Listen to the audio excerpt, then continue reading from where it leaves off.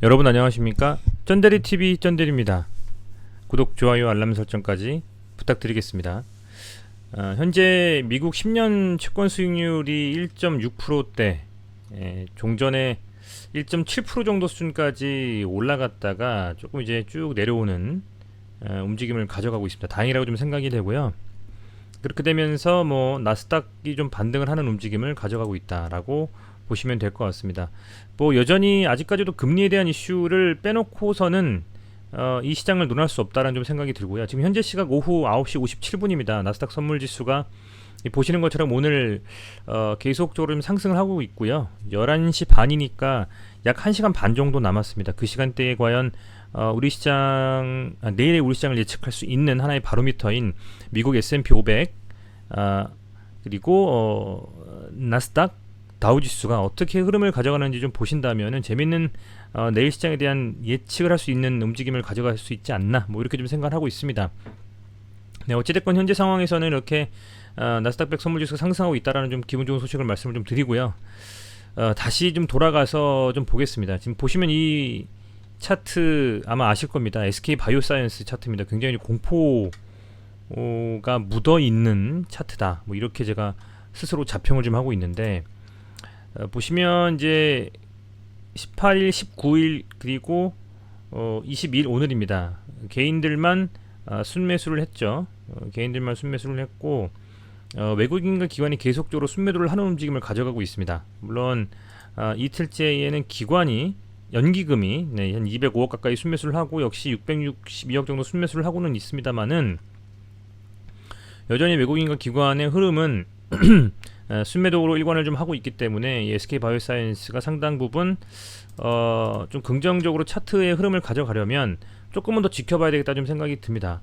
우선은 뭐 13만원 정도, 그죠? 이 정도까지 과연 빠졌다가 이렇게 반등을 해줄지 아니면 뭐 이내 찍고 아래꼬리 달면서 반등해줄지 모릅니다.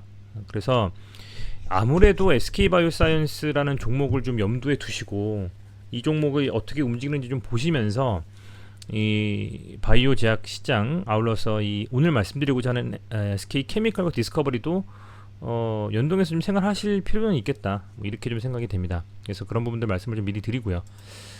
먼저 제가 디스커버리부터 말씀을 좀 드리겠습니다. 디스커버리부터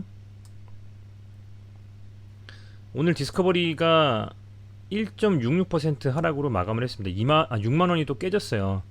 그래서 좀 굉장히 좀 좋지 않은 뭐 상황이랄까요? 좀 그런 생각은 듭니다만은 그래도 아직까지 좀 룸은 남아있다고 보고 있어요.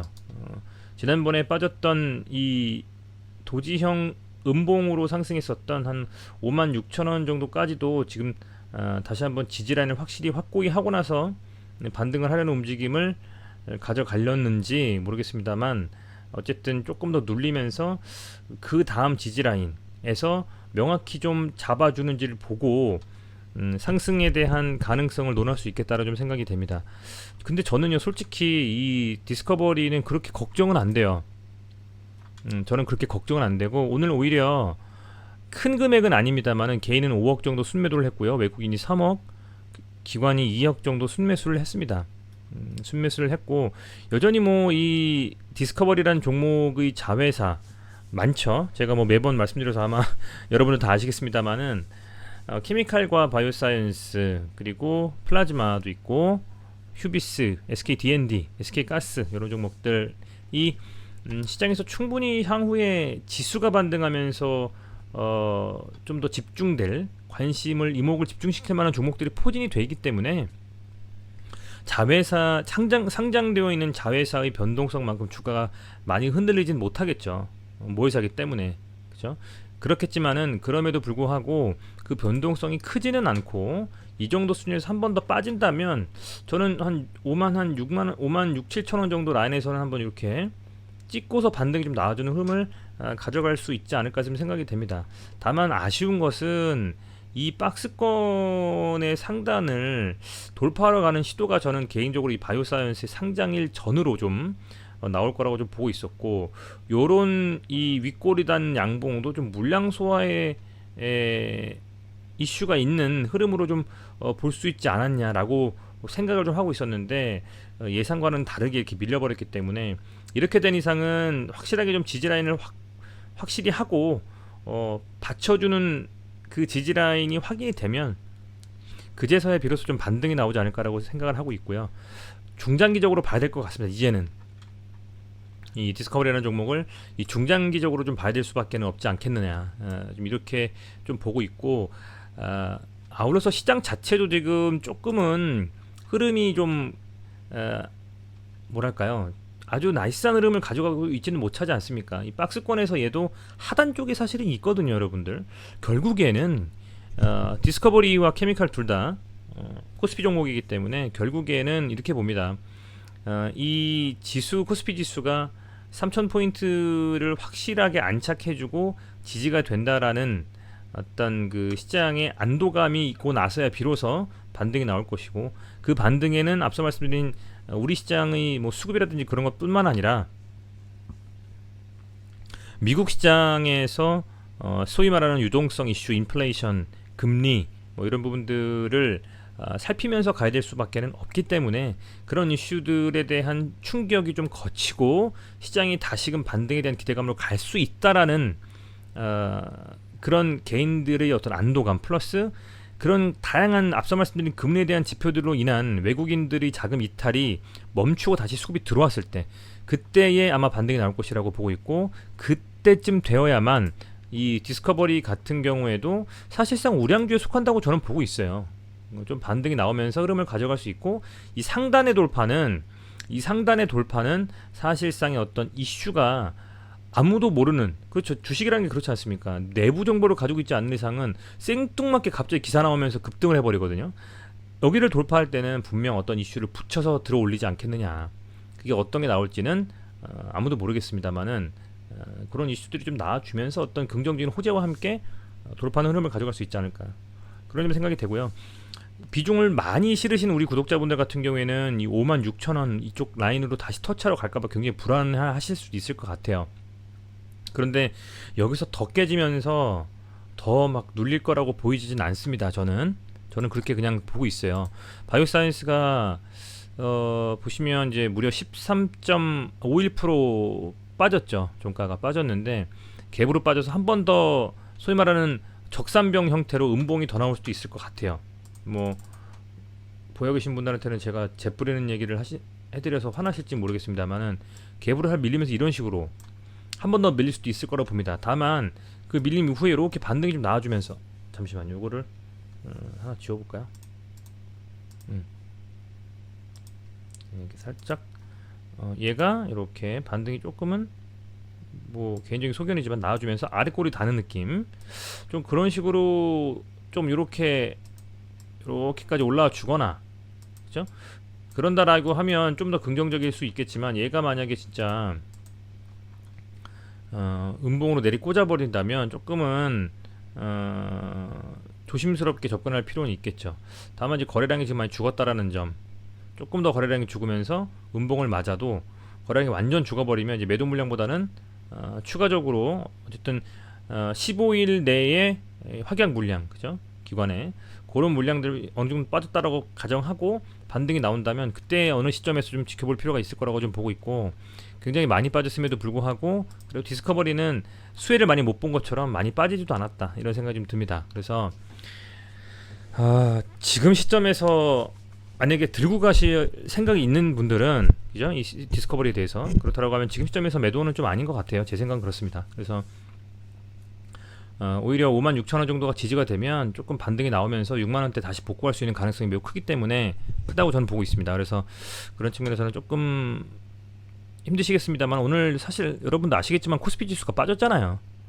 코스피 지수가 빠지면서 외국인 기관 순매도 했습니다. 그런 측면이 반영된 결과다라고 보고 있고, 외국인은 5,483억 순매도 했습니다, 오늘. 코스피에서. 그렇기 때문에 그런 측면에서라고 볼 수 있을 것 같고, 지수가 좀 반등하는 움직임 나온다면 6만원 정도는 충분히 지켜줄 수 있는 흐름을 가져가고 있었기 때문에 그동안에도 그렇게 좀 조금은 보수적으로 잡으실 때 너무 막 불안에 떨면서 가지고 계시는 것보다는 조금 지켜보시면서 흐름을 살펴보시는 게 좋을 것 같습니다. 아주 많이 눌려도 저는 56,000원 정도에서 반등이 좀 나와주지 않을까 이렇게 좀 생각하고 있습니다. 그리고 지금 뭐 케미칼 보면 이게 걱정이에요. 저는 사실 케미칼이 걱정인데 이렇게까지 사실은 물론 이제 상장 날이니까 음봉 맞았다고 칩니다. 근데 이제 거래량이 지금 물론 거래량이 굉장히 좀 적게 그죠? 거래량을 동반하지 않은 그죠?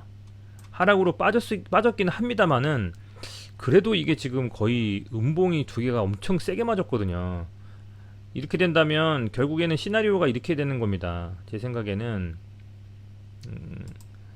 얘가 여기서 이제 어느 정도까지는 좀 잡아줘야 된다고 봅니다. 이렇게 완전히 이렇게 눌렸잖아요. 지금 들어 올렸다가 완전 눌리고 여기서 만약에 더 확 깼다가 반등을 할지 아니면 그죠? 아니면